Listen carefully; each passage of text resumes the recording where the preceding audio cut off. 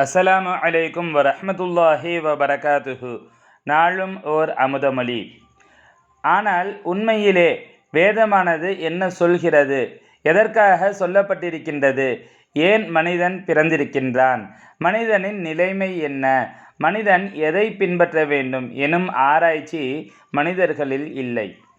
அதனால் உண்மையாகவே எது எங்கே இருக்கின்றது, தத்துவம் எங்கே இருக்கின்றது என்பதனை ஆராய்ந்தறிய வேண்டும்.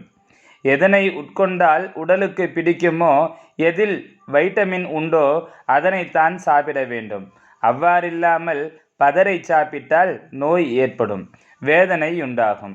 சங்கைமிகு ஷேഖநாயகம் குதுபு ஜமான் ஷம்சுல் உஜூத் ஜமாலியா அசையீத் ஹலீல் அன் மௌலானா அல் ஹசனியுல் ஹுசைனியுல் ஹாஷிமி கதசல்லாஹு சிர்ரஹுல் அலீம் அவர்கள் 19/12/1995 அன்று மதுக்கூரில் நடைபெற்ற ஏகத்துவ மெய்ஞான சபையின் சிறப்பு கூட்டத்தில் ஆற்றிய ஆன்மீக சொற்பொழிவிலிருந்து